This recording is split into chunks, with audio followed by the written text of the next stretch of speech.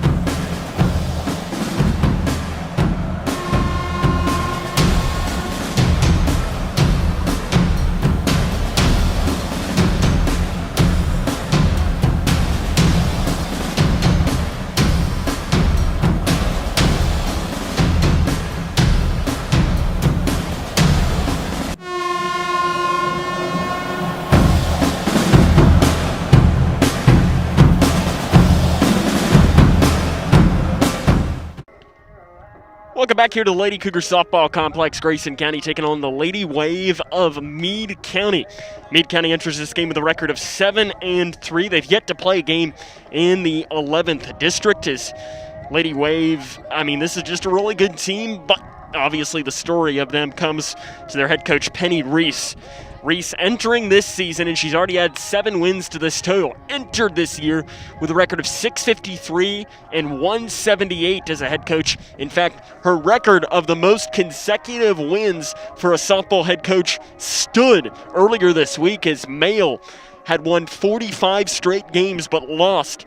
And Penny Reese's record when she was at Greenwood about a decade ago's record of 46 will live at least another year or two, and it's one of the more impressive streaks that you're going to see. She's one of the top head coaches, and she's showing it with this Meade County Lady Waves team here.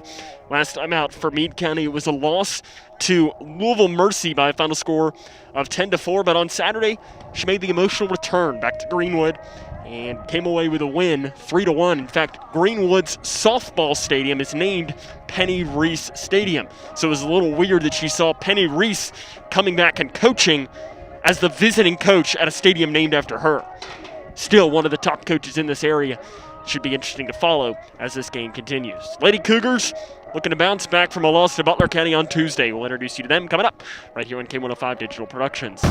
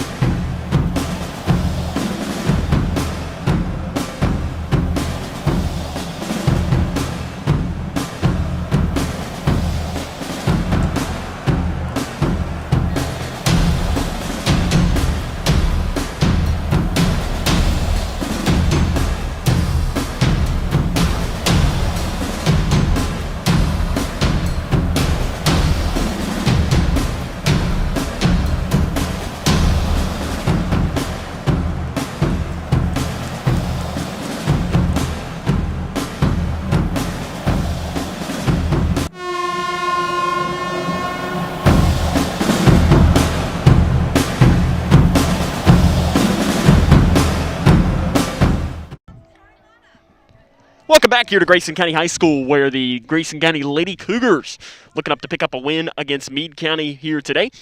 As at this time, we're going to try and introduce you to the Grayson County Lady Cougars, again with a record of 2-8. But again, when you look at this Grayson County team, the big thing that stands out is youth. They're a very, very young team, and they're showing it. When you look at their starting lineup tonight, which we'll bring you in just a few minutes, they're starting three seniors, and every other player is a sophomore. 2 years from now is going to be when they are going to watch it as this moves forward. Grayson County, again, looking to pick up a good region win, as they haven't beaten a region team this year. Tomorrow night, they'll have a big district game against the Lady Raiders of Whitesfield Trinity. Come back, bring you the starting lineups next, right here on K1.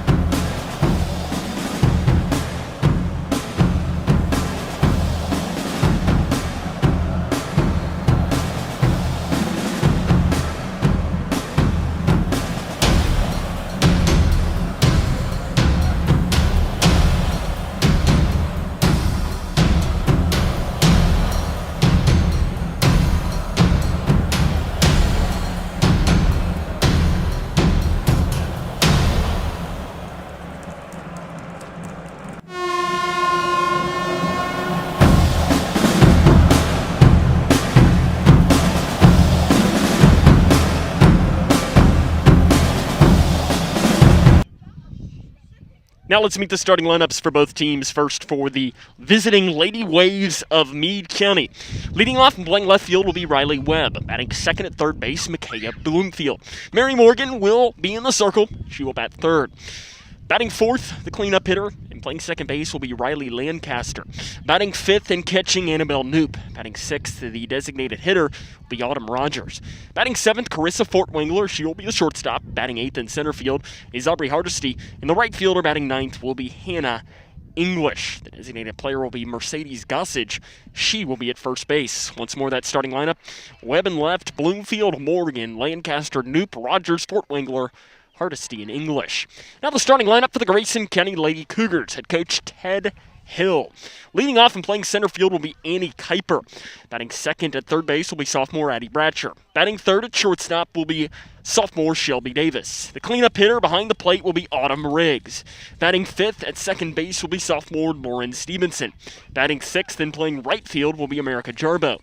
Batting seventh, the designated hitter will be Brianna Dennis. Batting eighth at first base is Ellie Dodson. And batting ninth and playing left field will be Arissa Riggs. The designated player will be the starting pitcher, Mallory Lindsay. So that is the starting lineup for the Grayson County Lady Cougars. Again, your coaching matchup for Grayson County, Ted Hill, and for Meade County will be Penny Reese. So that is your starting lineups for both teams. Grayson County looking to move to 3-8 on the season. Meade County will look to pick up their 8th win of the year. We'll come back, bring in our color analyst, and have the play-by-play after this. This is Grayson County Lady Cougar Softball on K1.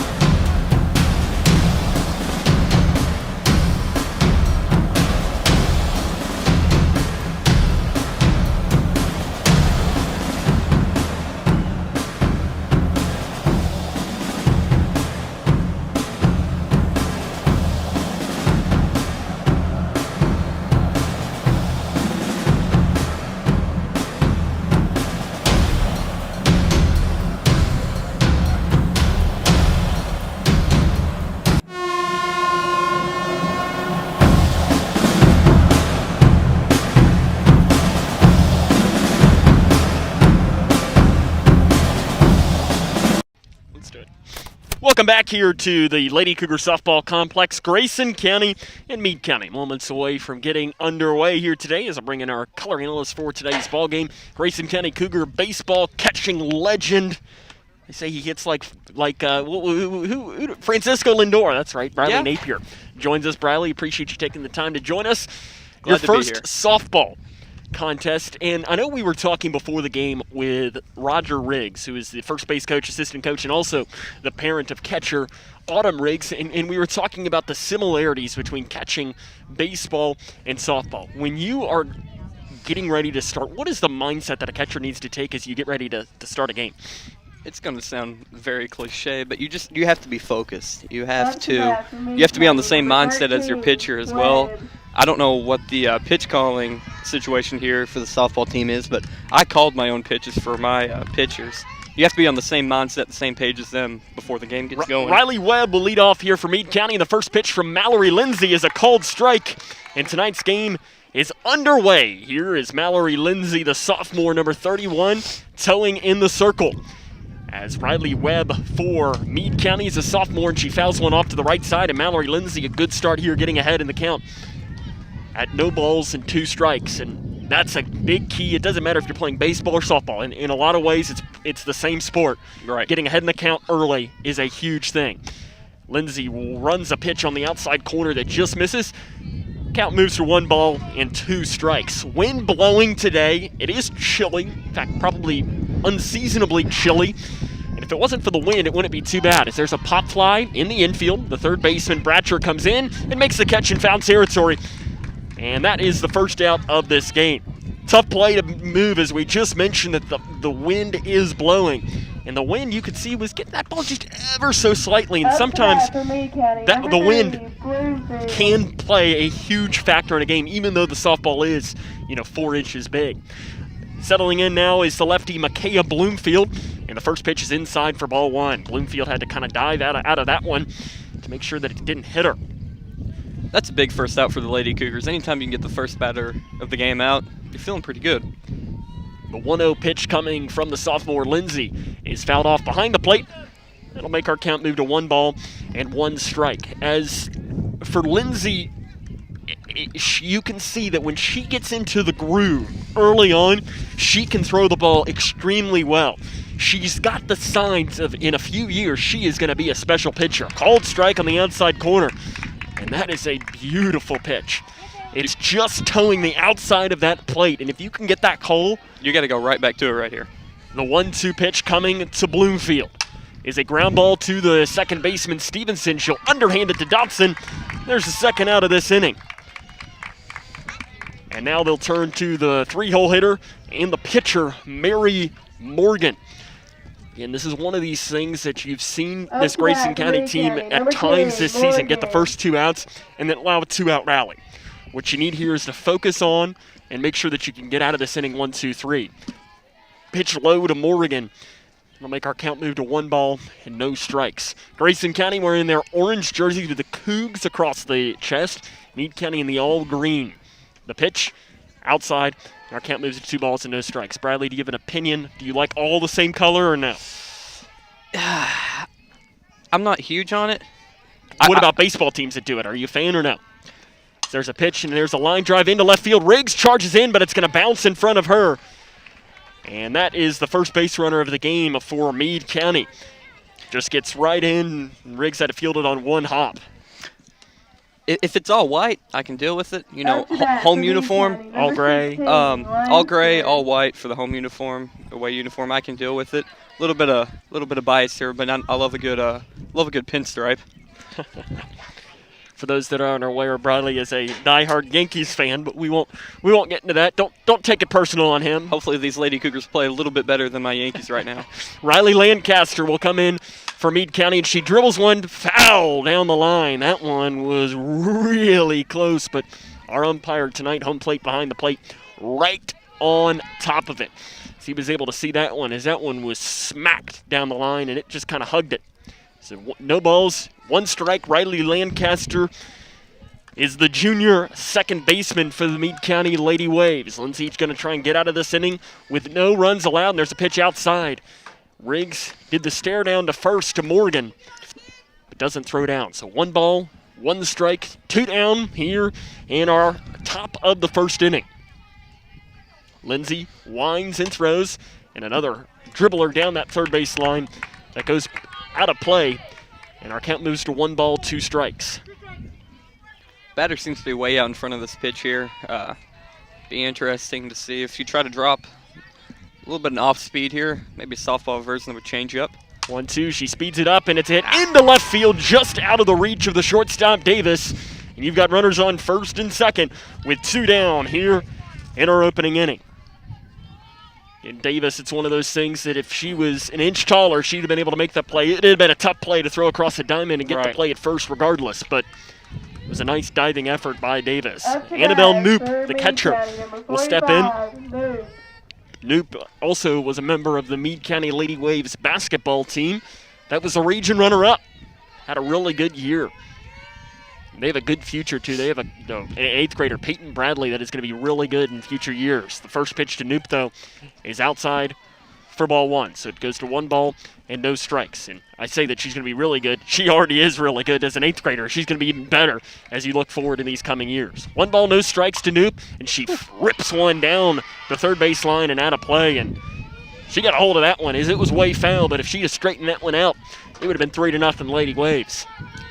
Lady Cougars have to be careful here. Nothing hurts worse than a 2-out run. You got to get out of this inning with no runs given up. So 1 ball, 1 strike, outside again. So 2 balls and 1 strike. Lindsay is running that pitch on the outside. She's kind of going high and outside, which I guess for a catcher can be a decent thing. You'd probably rather have it high and outside than low and outside because it's easier to stop. And she pitches one. That one was pretty much right down the middle, and again, high pop-up that it goes out of play behind the third base dugout. So moves our count back to 2 balls and 2 strikes. You got to try to keep this pitch on the outside half the plate. Way out in front of the ball. You give them anything on the inner half, could be a quick 3-0 score right here. Big pitch already in this softball game. The break even coming from the sophomore Mallory Lindsay. Runners on first and second, and it's a fly ball into center field. Kuiper's got it read, and that is the inning. Meade County threatens in the top of the first, but no runners cross the plate. And through the first half, it's the Lady Wave 0, and the Lady Cougs are coming up. This is Lady Cougar softball on K105.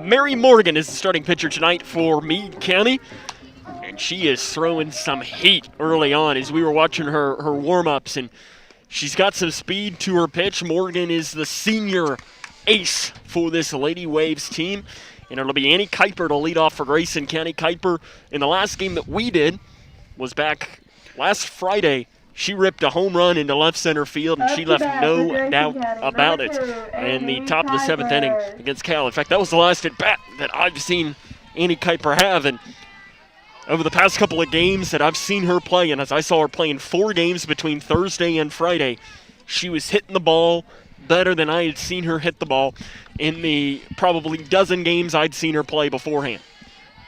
So it's Morgan against Kuiper. Senior on sophomore to lead off the bottom of the first inning, and the first pitch is a called strike in at the knees. And again, you can easily see first on, Morgan is throwing some heat. Yep.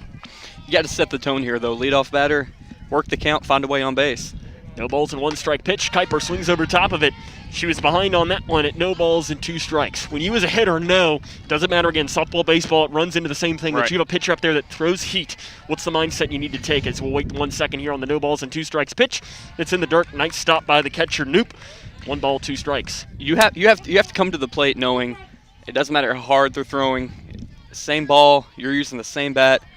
You just have to overthink it and put the bat on the ball. The 1-2 pitch to Kuiper. Swing and a miss. Pitch high. Kuiper tried to go up and get it. And the first Lady Cougar batter goes down on strikes. I have an update from the Cougar baseball game as they're playing North Hardin tonight at Donley Field on the other side of campus. Camden Brothers getting the start for Grayson County, and he strikes out the side in the top of the first inning. So the Cougar boys are coming up in our game, so both of our games are no score. Addie Bratcher will step in for Grayson County. The wind and the throw from Morgan is a pitch high. Nice eye by Addie Bratcher, as at first you could see her think about going after it, but it was high, and she did a nice job establishing the zone as a hitter. As much as establishing the zone as a pitcher, you have to do that as a hitter, don't you, as well? Of course, yeah. The 1-0 pitch. Bratcher shows bunt and dribbles one foul down the first base line. It's a nice job by the first baseman to let that one roll foul beforehand. As you see sometimes at first base, first and third, playing the corners, will just immediately go and pick up the ball. Sometimes that can be a good thing if you know that you're going to have an easy out at first. But sometimes getting that ball and letting it roll foul can prove to be beneficial, especially when you have a pitcher throwing some heat on the mound. The 1-1, Bratcher might have gotten a tip on that one. But regardless, she swings over top of it, and our count will move to 1 ball and 2 strikes, 1 down here in the bottom of the first inning. Morgan winds and fires, and swing and a miss. Bratcher goes down on strikes. And the first 2 Lady Cougar batters, it's been eight pitches and 2 strikeouts. It'll now be Shelby Davis for Grayson County. The last game that we did here at the Grayson County Lady Cougar softball complex, well, she just had a game where, she just hit 2 home runs. And that's the one thing, as a hitter, when you have a pitcher that throws the ball hard, when you make contact, it can go a long way. It's going to go a little further.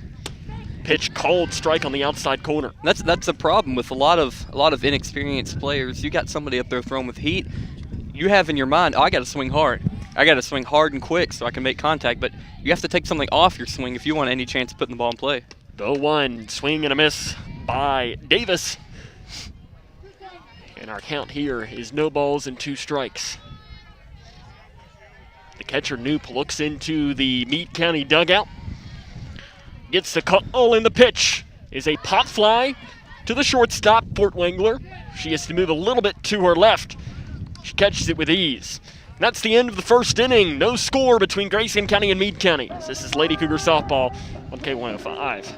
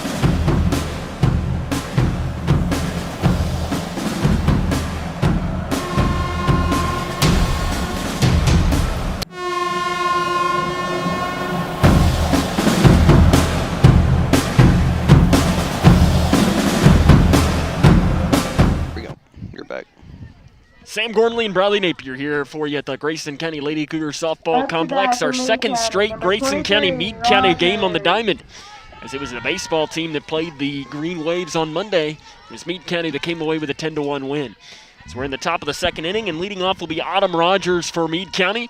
And the first pitch hits her. So that pitch kind of slipped out of Lindsay's hands, and it was thrown about 20 miles per hour, but Rogers just stood in there and said, oh, well, okay, I guess I'll let this hit me. That's the easiest base she's going to get all year. No doubt about that. But Looks like we might have a courtesy runner. Penny Reese, the head coach for Meade County, looks like she's going to call for a courtesy. Nope, she is, and it looks like it's going to be number 27 for Meade County. And I don't have a number 27 on my roster, as I'll try to pull that out for the lineup card that I got a picture of before the game. Be too easy for you if you did. No, absolutely. Yeah, they can't make it too easy on me. As the batter for Meade County will be Carissa Wingler. Again, we'll try to bring you updates from the Cougar baseball game as it happens here today. As that game is in the bottom of the first inning as the Cougar boys are playing North Hart. Our game, though, first pitch, Wingler shows bunt, and it is a beauty. And the players fight over it, and that's going to be an infield hit for Meade County as Mallory Lindsay and Addie Bradshaw fought over the ball in front of the circle, and because of that, Wingler is able to reach base on an infield hit. And that's not what you want if you're the Cougars here. You get Meade County just gave you a free out, and you didn't take it. And that's probably going to come back to bite you. That is Savannah Miller, the player for Meade County, number 27, who's the courtesy runner. Showing bunt again, and the pitch is high. Aubrey Hardesty is the batter for the Lady Waves. Big moment early on here for Mallory Lindsay. She's got to, in a way, just kind of forget about the runners on base and just worry about getting an out here before it comes in. They show another bunt. Bradshaw will field this one, throw across the diamond, and there's the first out of the inning. That time, they played it to perfection defensively. And that's one thing about softball that differs a little bit from baseball. You got runners on base. You can ignore them real easy. You have to focus on the batter on the softball diamond because nobody's taking any leads. Exactly. There are no pickoff attempts or anything along the lines of that. Hannah English will be the 9-hole batter for Meade County in this game. You've got runners on second and third, one down in the inning. I think this is one of these things that if you're Mallory Lindsay, you're thinking strikeout. Swing and a miss. She chases probably a ball on the inside corner. And when you see that as a pitcher, knowing that she's chasing a pitch that was probably a ball inside, probably the mindset, at least from my vantage point, would be you bring it in just a little more. You keep going until you can't get any more.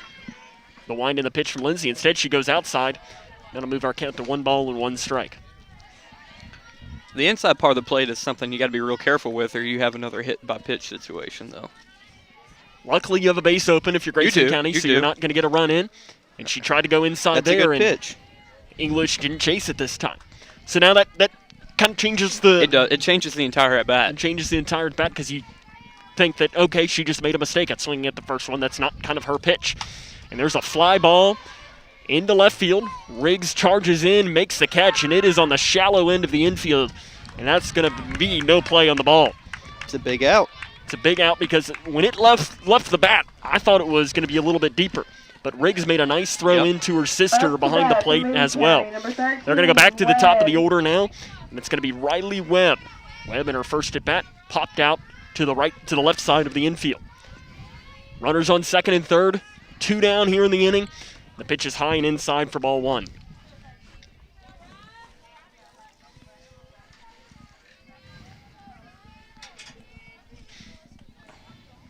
If Lindsay can get out of this inning without any damage, that would be huge. Ground ball to the first baseman, nice Dodson. She steps on it and gets the out. What a job by Mallory Lindsay. They put 2 runners on base, neither of them score. Through 1.5, no score between Grayson County and Meade County. This is Lady Cougar Softball on K1.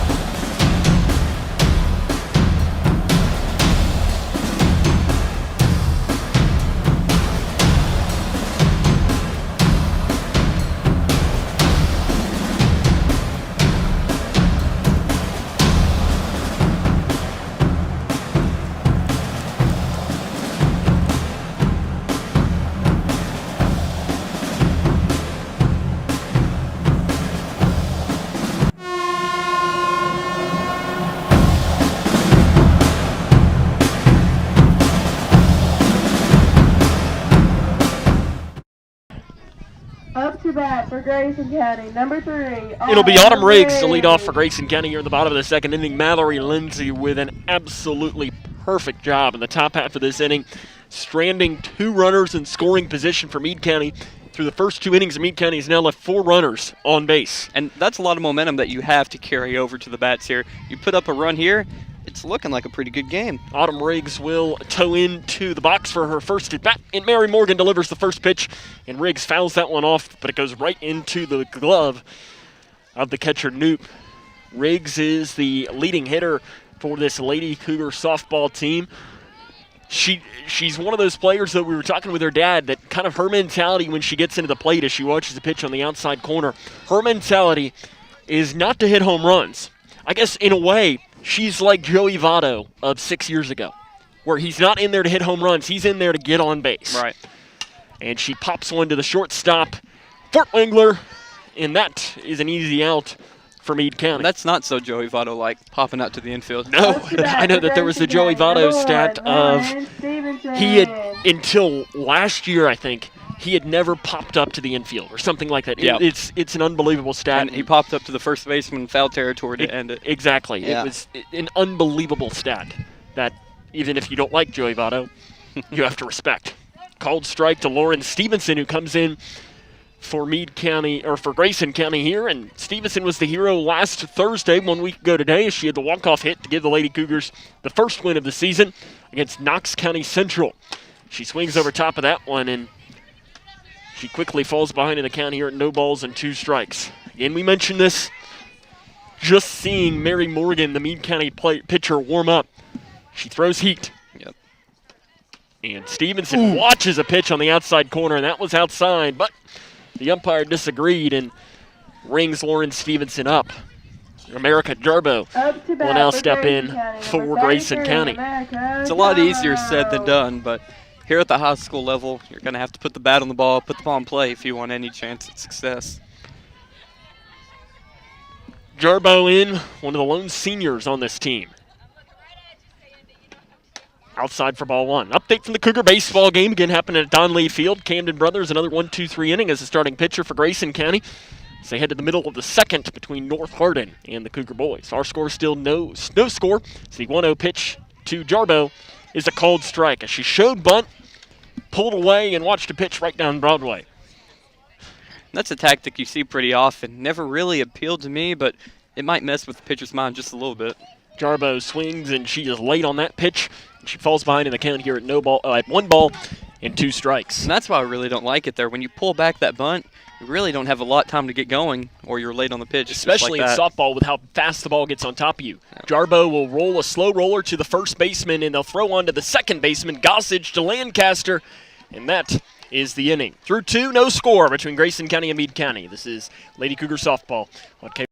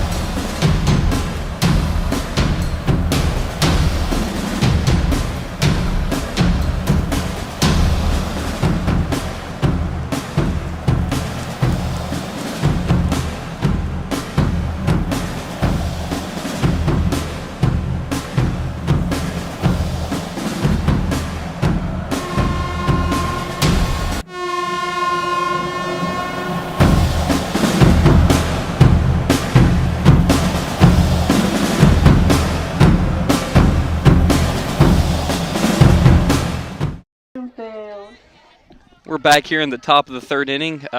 No score yet in this game. We got Michaela Bloomfield coming up to bat.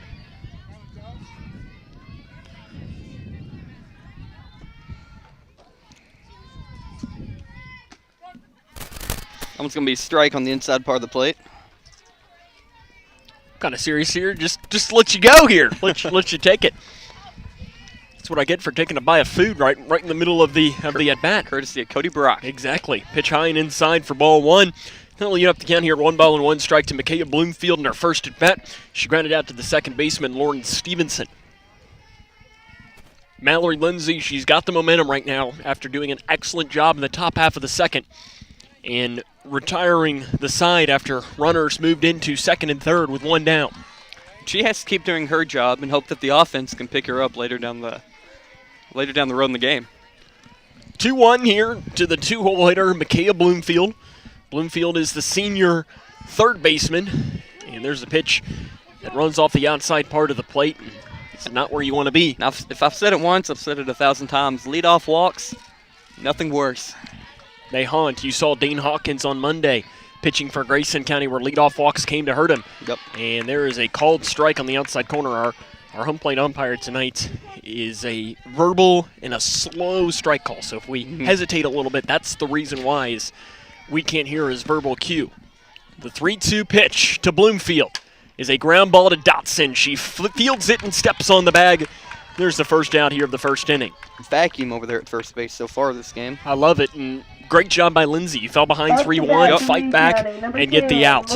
Mary Morgan, the pitcher, she lined one into left field in her first at bat that landed just in front of Arissa Riggs. And she will fly one into right center field. Kuiper chases, and it's out of her reach. It's going to go all the way to the wall. Morgan will go into second base standing up. And a leadoff and a double there for the pitcher, Mary Morgan.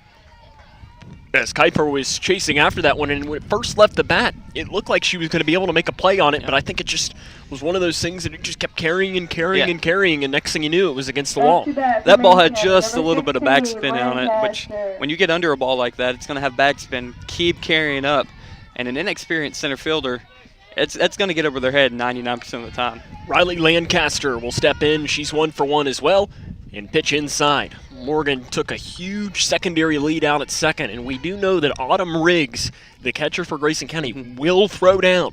There's nothing I love more than a good back pick behind the plate. And if you look down at the pitcher, she takes another large lead, but a pitch goes inside for ball 2. Lancaster again, she had the base hit through the left side in her last at bat, just out of the reach of Shelby Davis, the shortstop. The pitch is outside, and Lindsay has fallen behind in the count here, 3 balls and no strikes. And I think this is one of these things here. If you're a pitcher, you don't want to make a mistake pitch. No. And next thing you know, it's 2-0. A walk here is completely okay. You got the cleanup hitter up with the base open. And she gets the called strike, and as I like to call that, that's your old 3-0 strike. It's a get me over strike, and with a good hitter up, you got to be careful with those. Yes, because I mean, and we mentioned Joey Votto. I heard the stat that Joey Votto in his career on a 3-0 count is hitting .586. And there's a pop fly in the infield, and that's going to do it. Yep. Bradshaw calls, and there's the second out of the inning. Another great job by Mallory Lindsay, falling behind in the count, but still getting the out, keeping her focus, and not allowing a 3-0 count to get to her. And that was some over-aggressiveness from the batter there that worked in our favor. Annabelle Knoop will step in for Meade County. She stranded 2 runners on base in her last at bat with a fly ball to center field that Annie Kuiper was able to run down. One thing, too, that we didn't mention, Kuiper is dealing with the sun in her eyes. Oh, yes. The sun is kind of at our back, so, and with a yellow ball and a yellow sun, not easy. It's not a good combination. And there's a base hit into center field. Kuiper will have a play at home if she wants to take it. She throws home, and it's going up the line. The throw down to second, and they're going to have the runner Knoop caught, and Shelby Davis will put the tag. But Meade County does score once, and through 2.5, it's the Lady Waves 1 and Meade County and Grayson County 0. This is Grayson County Lady Cougar softball on K1.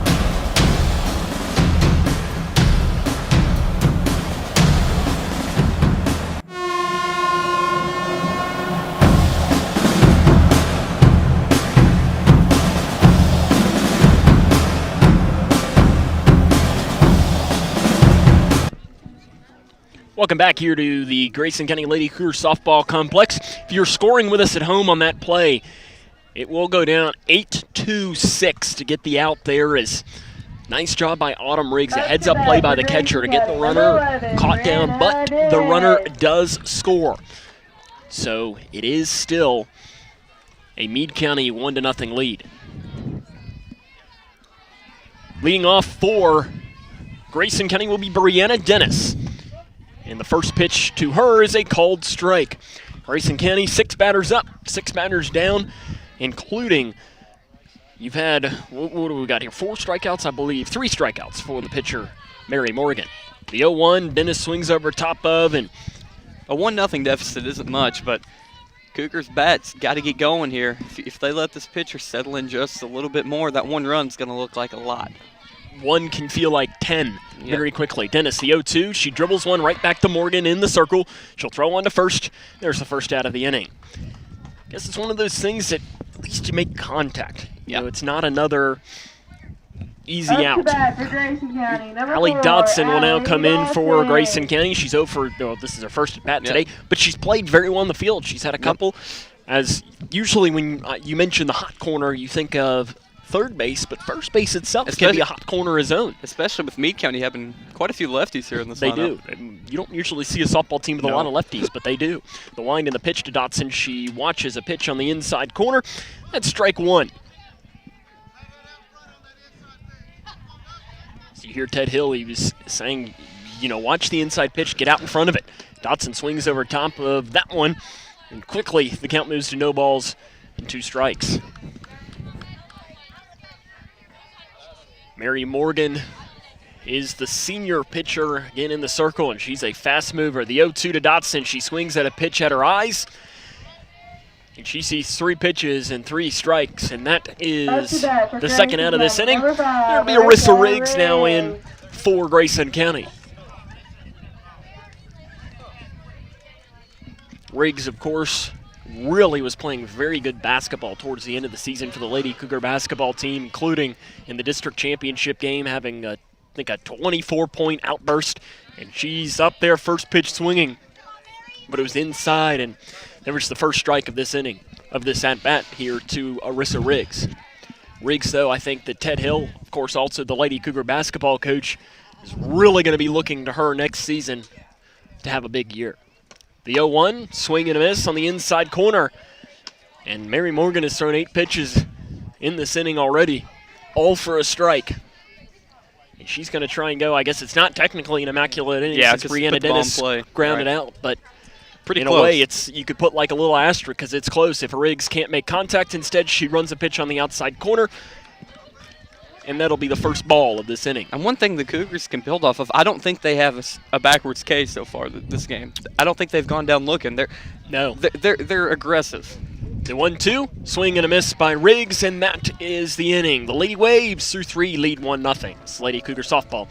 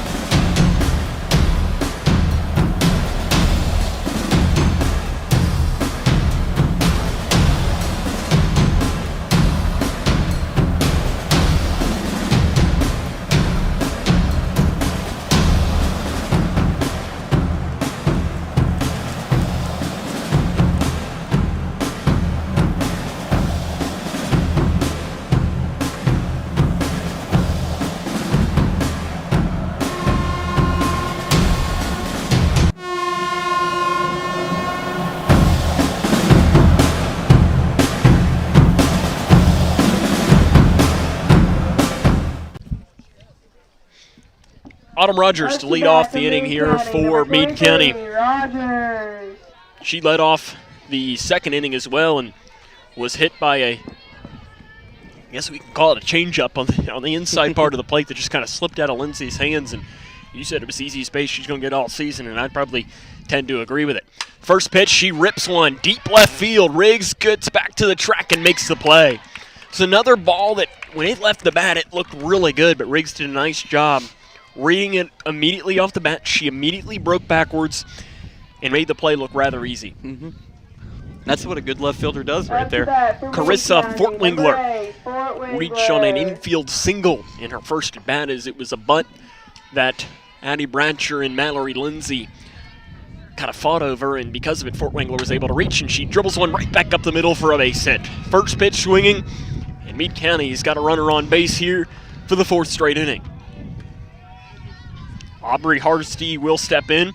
She sacrificed in her first at bat. Will Meade County go for that again? With one down in the inning, be interesting to see what Vinnie Reese, the head coach. I can't see it happening with one out and bottom half of the order, but you never know. She isn't showing bunt, and the pitch is inside for ball 1. You never know if you might go a little Danny Clark hit and run here. I wouldn't be opposed to it, but. So the 1-0 pitch coming to Aubrey Hardesty is a called strike, low and inside, but our umpire's been consistent calling that inside part of the plate, and I say it once, I've said it 1,000 times. 1001. My thing is if an umpire is consistent, if he's calling what I would classify a ball as a strike, but he consistently calls a ball a strike because there's a line drive over the head of Lauren Stevenson at second base and into right field. The runner will round third, and she will slide in. No play there as the ball didn't go in, as it was cut off by the shortstop Davis, and you got runners on the corners with one down here on the top of the 4th. Number 12 Is Lauren Stevenson. That was one of those that if she was 1 inch taller, she'd have been able to snag that one. But a nice job of base running by Meade County to get from first to third on the base hit to right field. Hannah English will step in. She popped out to Arissa Riggs in shallow left field, and it's ripped to Riggs. She catches it on a line and immediately gets the ball in, and it's a good job immediately getting that ball in, and it doesn't allow that runner to tag up. A little bit of deja vu there. Yeah. That was hit hard, but Riggs barely even had to move out and left. So 2 down here in the inning. It's going to go back to the top of the order to Riley Webb. She grounded out to Dodson at first and popped out to the left side. The lefty sees the first pitch in the dirt, and Lindsay has fallen behind in the count here at 1 ball and no strikes. Tomorrow night, Grayson County going to be hosting Whitesville Trinity. We'll be right back here with you for the call on right here on K105 Digital Productions, as it's the district game, as it's a foul ball down the right side. In fact, it is the final district game that counts. That's crazy to think about, saying is that tomorrow's April 16th? And how they're doing it, if you didn't follow during basketball season, is only the first district game counts towards standings. So because of that, this is the only game that counts. Grayson County 0-2 in district play, as is Whitesville Trinity. There's a pitch low and outside, and the count moves to 2 balls and 1 strike. So what this means tomorrow is that if Grayson County wins, they will play, I believe they will play Edmonson County. I'm not sure if Edmonson and Butler have played. But tomorrow's a big game for them. It is. It's a big game for Sieg. Popped up in the infield. Lindsay snags it in the circle, and that is the inning. Through 3.5, it is 1-0 Meade County. This is Lady Cougar Softball on K105.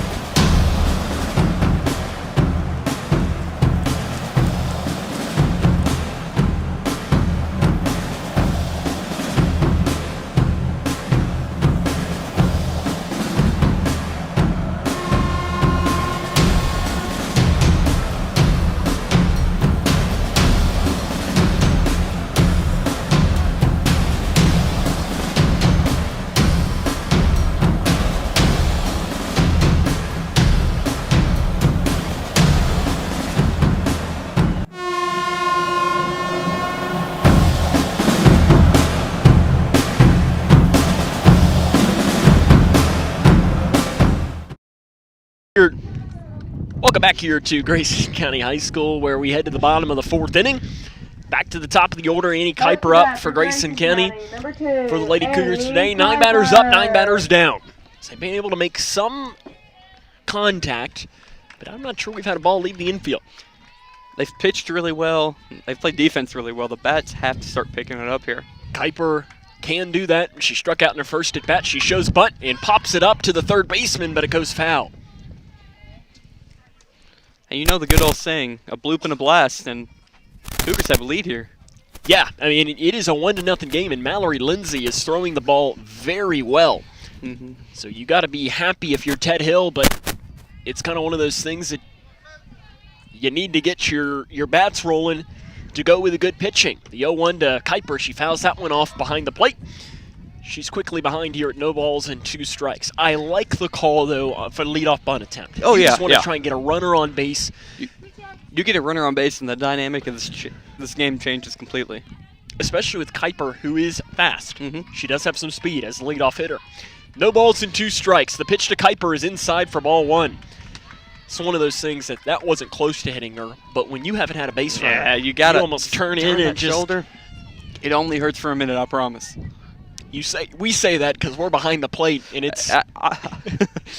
Well, but then again, as Kuiper swings at a pitch at her eyes, she goes down on strikes. I'm certainly not here to brag, but I've took a few off the shoulder, a couple off the head. You have that the illustrious sports writer Don Brown has captured twice, right? Yeah. Just Google the name and enjoy the pictures. Just Google Bradley Napier K105 and it'll pop right up that the illustrious sports writer Don Brown has had 2 perfect pictures.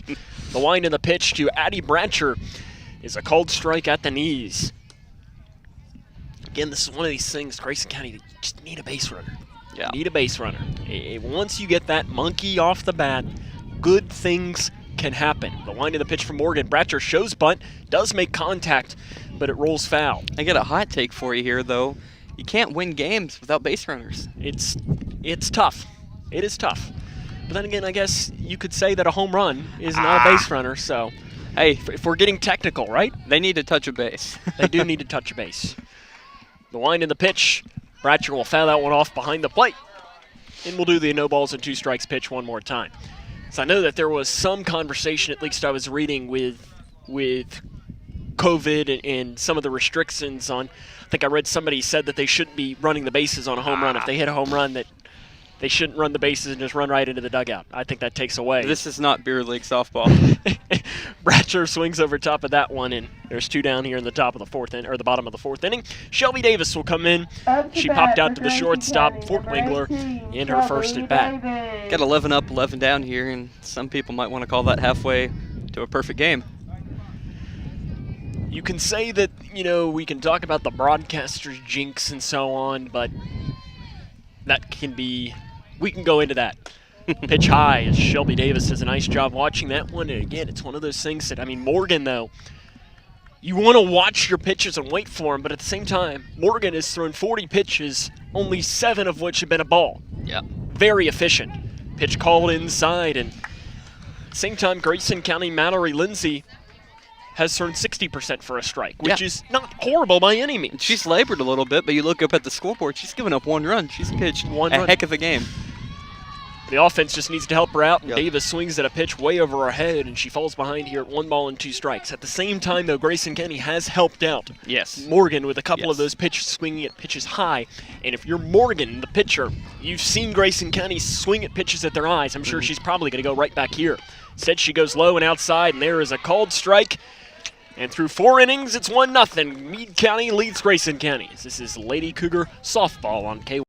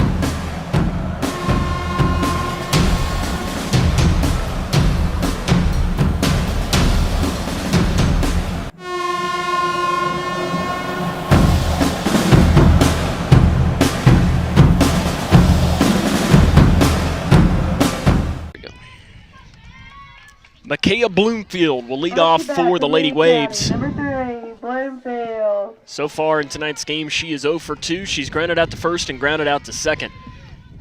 Mallory Lindsay, the pitcher, 4 innings, 1 hit, or 1 run given up so far. As looking at her line so far for Lindsay, 4 innings pitched. She's given up 7 hits, but 1 run. And again, you can give up 100 hits. All that matters is that R category. Pitch high and inside, and she falls behind you at 2 balls and no strikes. So far tonight, she's been somewhat of a Houdini, getting herself into trouble and working her way right out of it. Can't let an early base runner get on here. The 2 balls and no strikes pitch is a line drive into center field, and that'll be a base hit. And another leadoff runner gets on for Meade County. Let's see what Mallory Lindsay's magic can work one more time. They'll turn to Mary Morgan, and she's hit the ball hard in both at-bats. She singled to left and doubled off the wall in center field. She's also been the pitcher, so she's 2 for 2. And she's got 4 perfect innings under her belt as well, throwing from the circle. Pitch goes outside for ball 1. Morgan's stance is, in the right-handed batter's box.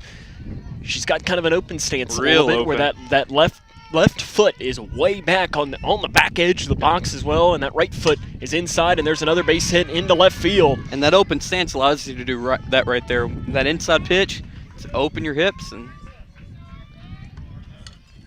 Looks like we're going to have a courtesy runner in for Morgan. This courtesy runner will be Danica Love, the freshman. So you've got runners on first and second, and Ted Hill's going to come out and talk with Mallory Lindsay and see what he might conversate here. And probably this conversation is something like, take a deep breath. It's okay. You've worked out of this jam in other innings. I can't imagine that he's even considering making a pitching change at this range. It's just probably take a deep breath. Go on, we're okay. It's still 1-0. Let's see what we can't do in moving forward in this game. As Hill is still talking with his team, the home plate umpire. Don't let him talk. Sometimes you have some home plate umpires who will be a little quicker to get out there and break up the conversation. And one thing that's allowing this to go on, 50 minutes in, we're in the 5th inning. 47 minutes and 30 seconds to be more exact. So Rob Manfred would love that. He would love it, as we're in the top of the 5th inning, and it helps when one pitcher hasn't allowed a hit or a base runner. Yep. In the batter is Riley Lancaster. She singled to left and popped out to the third baseman, Bradshaw. The latter would be perfect in this situation. Pitch called, strike on the inside corner. And this is one of these things, probably one of the other conversations that Ted Hill was having when he was out there talking with his team was, don't worry about the base runners right now. You need to worry about the hitter up and get the out. The 0-1 pitch coming is a pitch low that just misses on the outside corner. Looks like we have an update coming from the Cougar baseball game, and through 3, no score between Grayson County and North Hardin, as looks like the Cougars strand a runner at third. Both teams strand a runner in scoring position in that inning.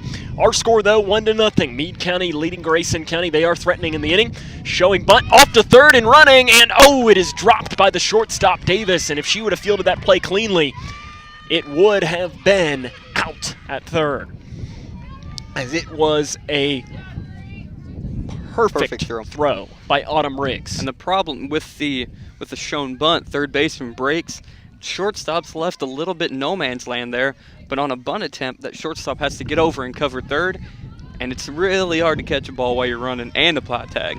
So I'm trying to see what the count is. I'm not sure if it was called a ball or a strike on that pitch. I believe it was called a ball, but we're not sure. We'll see from the umpire to see if he can give us official signal. It was called a ball. So you've got runners on second and third, nobody out in this inning.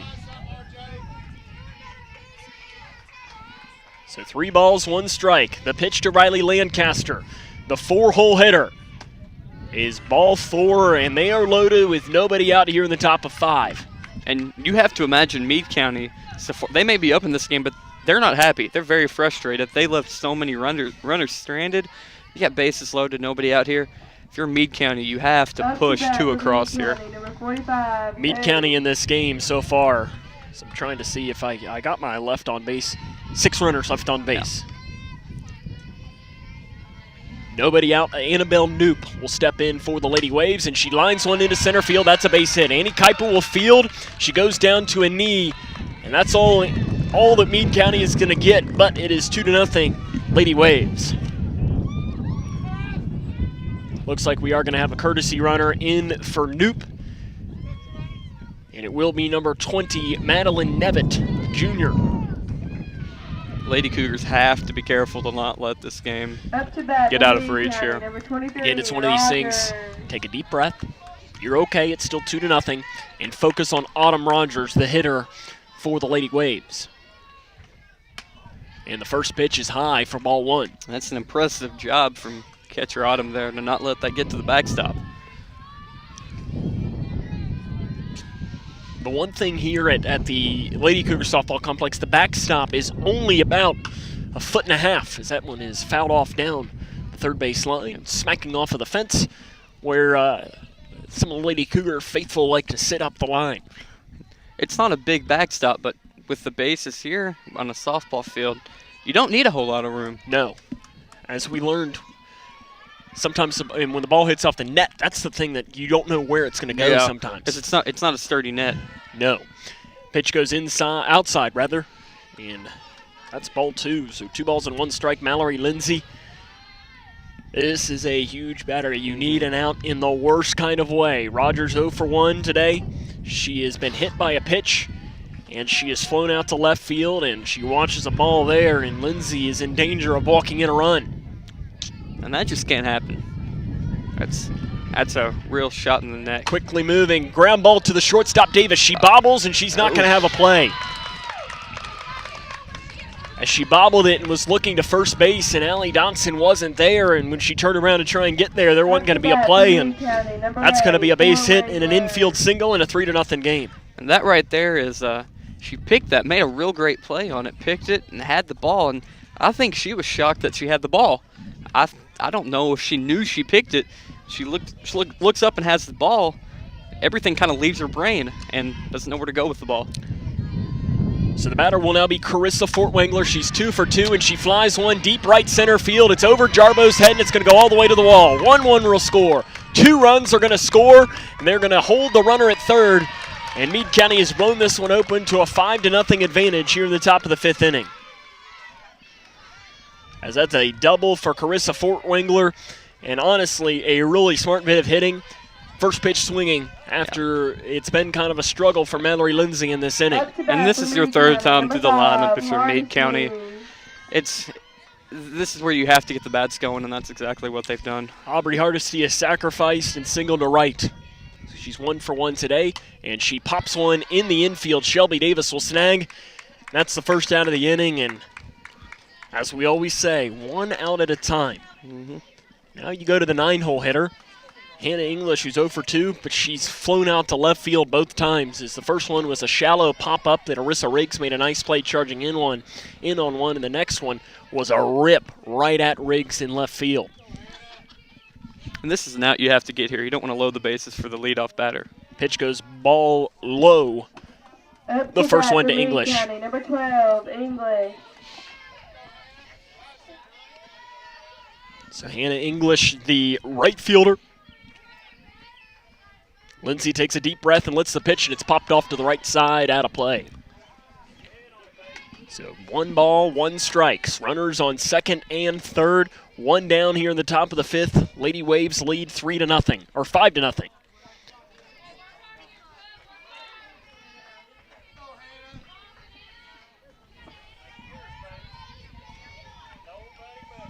The break-even pitch is a ground ball to the shortstop Davis, and it goes off her glove and into left field. I'm not sure she even made contact. Nope. Nice throw in by Riggs to get the ball in, and it was almost a play at home there, and because I think the runner at third had to wait to make sure that ball did go in. It's a tough play for Davis to make as she was diving to her right.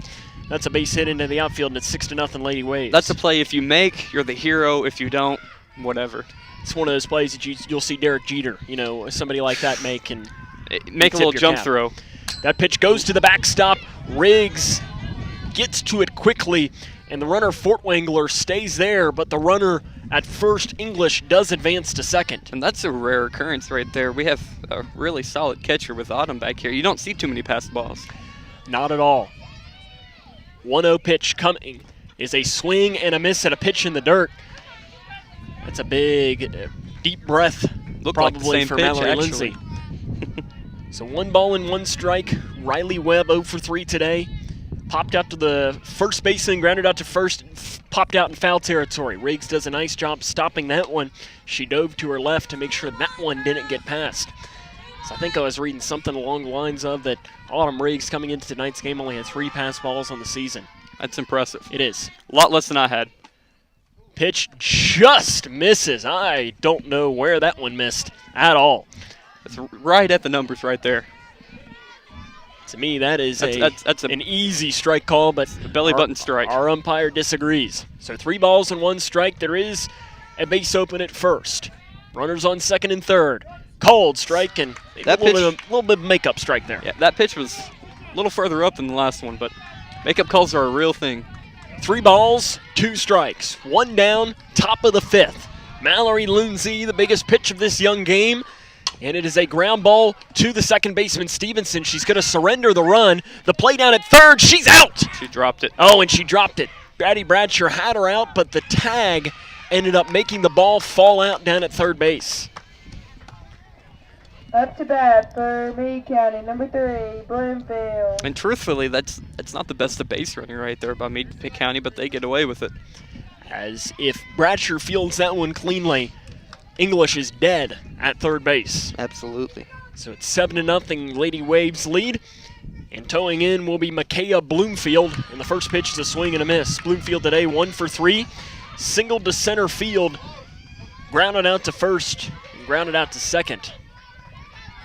So she's been going to that right side as the lefty. Got to be ready if you're there. And she pops one now to the left side. It's going to be in foul territory. Long run for Riggs, and she runs out of room and isn't able to make it in time. And ahead in the count here is Mallory Lindsay at 0 balls and 2 strikes. This will be the 30th pitch of the inning. Meade County has scored 6 in this one.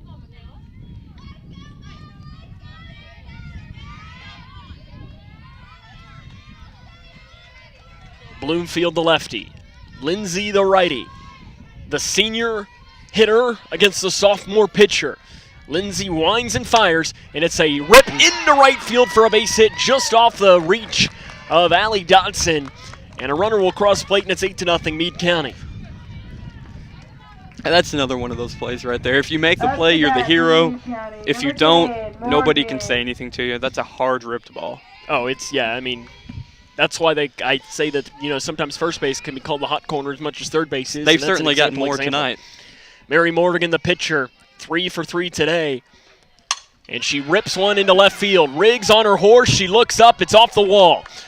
Rounding second base, going into third, and she's going to go in to score. Davis bobbles it at shortstop, and a runner, Bloomfield, scores from first, and it's 9-0 Lady Waves. The pitcher, Mary Morgan, is 4 for 4 today. Having herself a day and a half. And she has, right now, 4 perfect innings. And this right here is the brutality of baseball, softball. It's a 1-0 game. It's looking really good coming into this inning, and you put up an 8 spot. And that's just the sport right there. And it looks like we are going to have a pitching change. Audrey Killian will be the new pitcher for the Lady Cougs. We'll introduce you to her coming up, as this is Lady Cougar Softball on K1.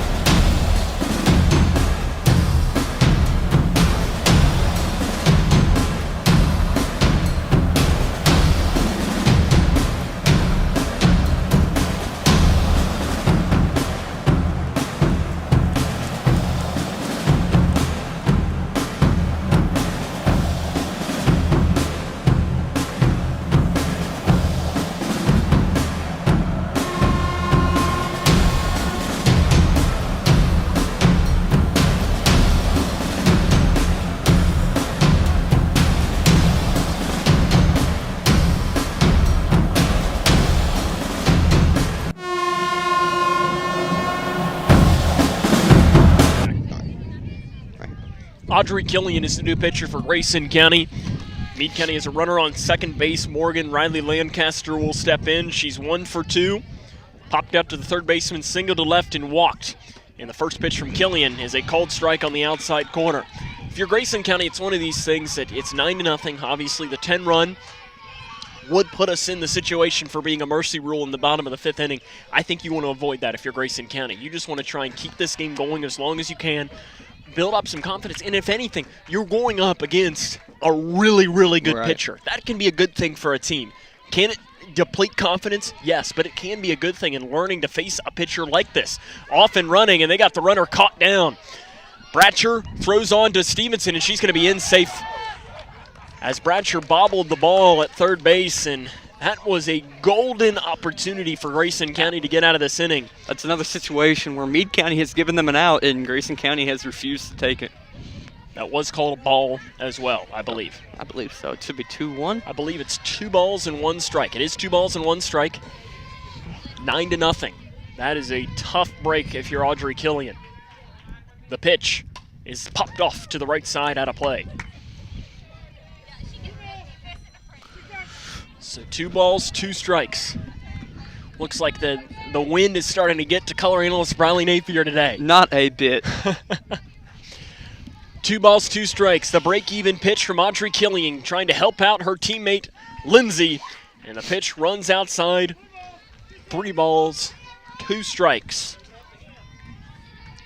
And again, if you're Killian, just take a deep breath and make your pitch. She comes, she winds, she fires, and it's a ground ball to the third baseman off the glove of Bratcher and into left field, and it is bobbled out there by Riggs. But that will be a runner on, and runners on the corners with 2 down for the Lady Waves. That's probably the first time tonight we've gotten to use the phrase a hot corner at third base, because that's a hard hit ball, but the rough night for third baseman Addie Bratcher continues. Yeah, it's one of these, you got to forget about it. Annabelle Knoop, 2 for 3. 2 singles to center and popped out to center. So that means if you're Annie Kuiper out there, she's hit it to you 3 times. You got to be ready. Runners on the corners, and it bounces in and hits Knoop. And now the bases are loaded here in the top of the 5th inning. And we're going to have an immediate courtesy runner in for Meade County, as that courtesy runner will again be Madeline Nevitt. 9-0 is already a pretty big deficit, obviously, but if you're not careful here, this game is going to go from bad to ugly. We are very, very close to getting into that mentality. And there's a ground ball to the third baseman, Bratcher. It is a fair ball. That's a tough play, and it's going to go all the way in. 2 runners are going to score for Meade County, and it is 11-0 Lady Waves. So that's a double down the line, and the first one, Bratcher probably should have made a play on. That one, I don't know that you can blame her, as that's hugged the third base line, and it's 11-0 Meade County. We have an update from the Cougar baseball game, and we have bad news to report. Middle of the 4th inning, Trojans of North Hardin lead the Cougars 2-0. Runners on second and third. Carissa Fortwangler is the batter. She's 3 for 3 today. She watched the first pitch strike from Killian. Right now, the Lady Cougars have to grab some momentum, hoping to bring it in tomorrow's district matchup. Ball outside again. Tomorrow, this game, as I always like to say, this game in all reality means absolutely nothing. Not a bit, not a bit. Tomorrow other than a little bit of confidence. Tomorrow means a lot. Tomorrow's because the biggest game of the season for the Lady Cougars. If you play Edmonson County, there's a pitch outside.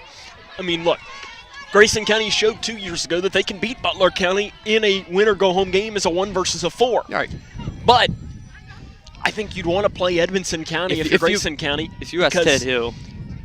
As that's a pitch ball high, and it'll move to 3 balls and 1 strike. And I think you look at it this way.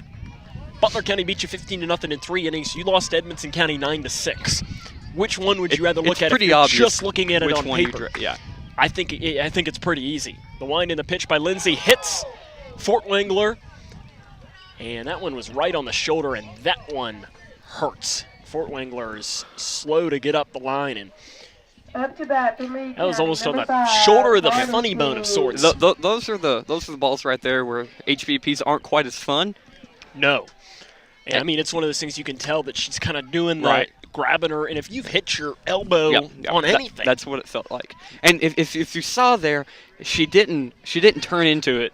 She didn't think it was going to hit her. It looked like she stayed, level with the pitcher, and that one hurt. Aubrey Hardesty will be the batter for the Lady Waves. She's 1 for 2 today. 2 down still in this top of the 5th inning. And she grounds one up the middle, fielded by Davis, and she throws it into center field. 1 run will score, and here comes a second. And Meade County now leads this one 13-0.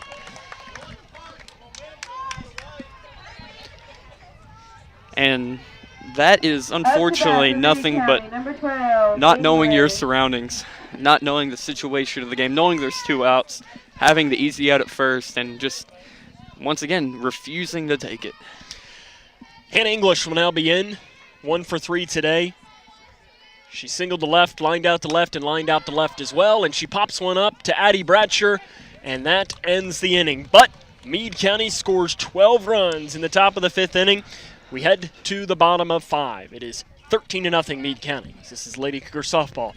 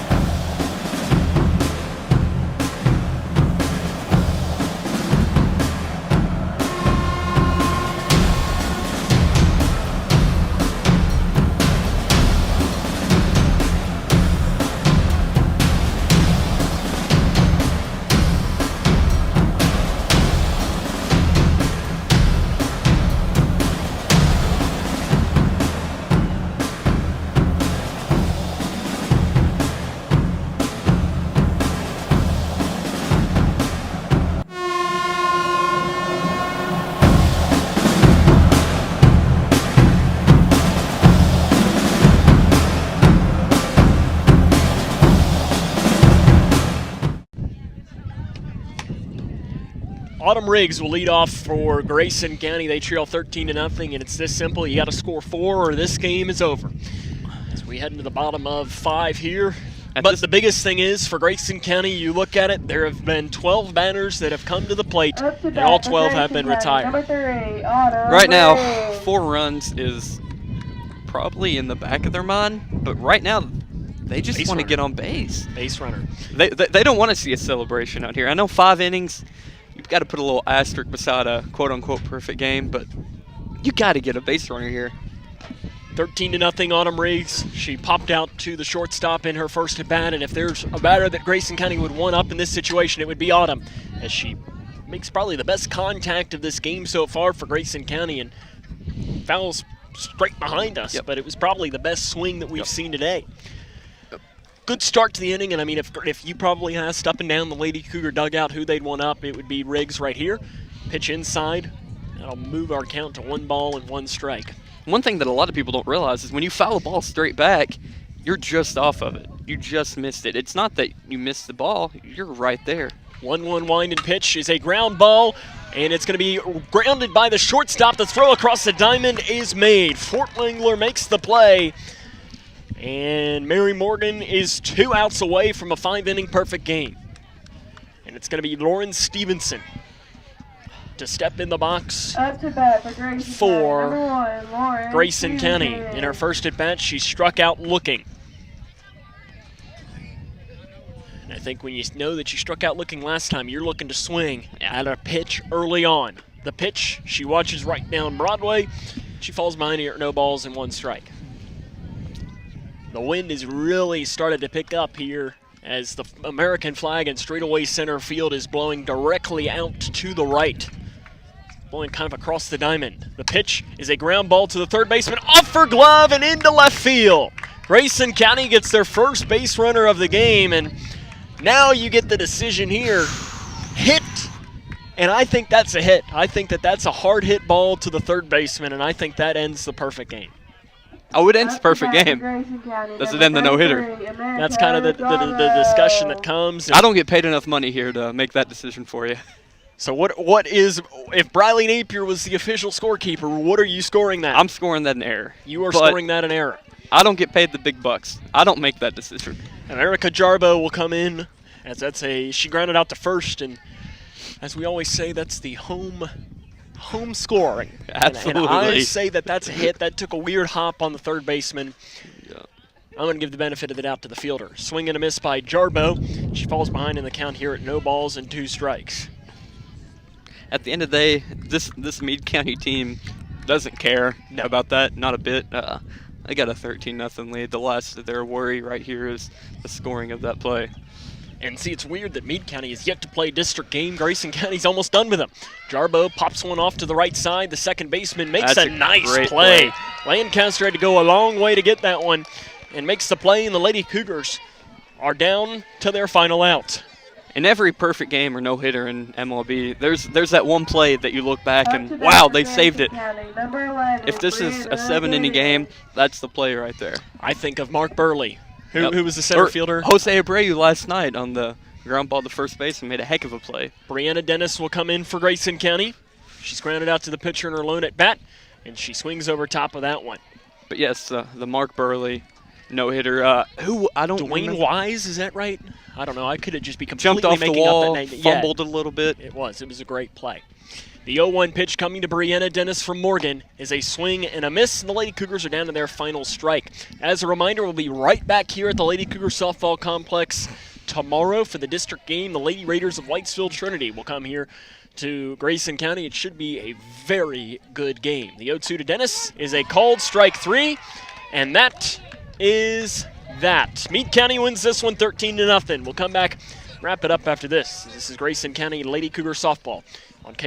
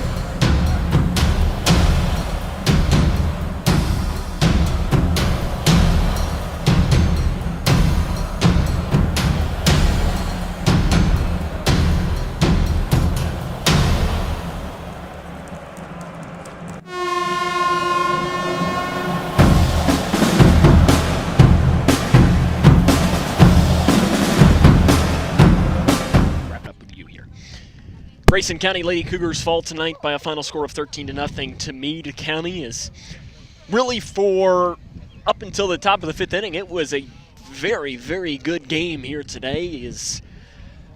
Lady Cougars played very well. Mallory Lindsay threw 4 extremely good innings, and I'm sure if you're Ted Hill, it's one of these things that you look at it and you have to be happy with how she threw the ball through those first 4 innings of this game.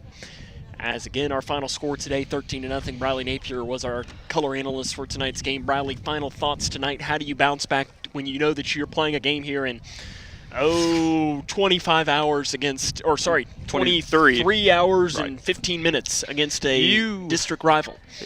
Ted Hill has to go home tonight, and he has to be telling his girls right now, you almost you must have to imagine you played a 4-inning game here tonight.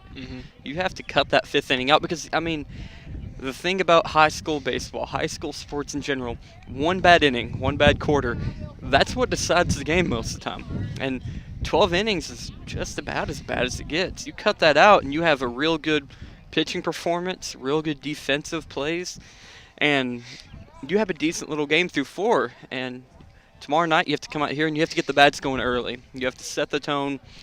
Whitesville Trinity's probably looking at the scoreboards across the region and seeing that, wow, they just got, for lack of better words, killed tonight. They have a lot of confidence coming in here tomorrow. So Grayson County has to come out and set the tone and calm their horses just a little bit and get out to an early lead tomorrow night. Last thing you want to do is turn one game into 2. Yeah. Well, actually, it would be 2 games into 3 because they just lost to Butler County. But you know what? That's why you play the game. And it's good, I think, to have a game like this where you're playing again in 23 and a half hours that you know that you're going to be getting this monkey off the bat and not have to think about it anymore. Like I said earlier in the week, that's the best thing about baseball and softball. You play the very next day. You're not waiting a week like football. You play tomorrow. And the Cougar baseball team had a game against Meade County that they lost 10-1, came back, and won the game the next night. Yep. Riley, appreciate you taking the time to join us. Absolutely. We'll come back, wrap it up after this. This is Cougar Baseball on K105.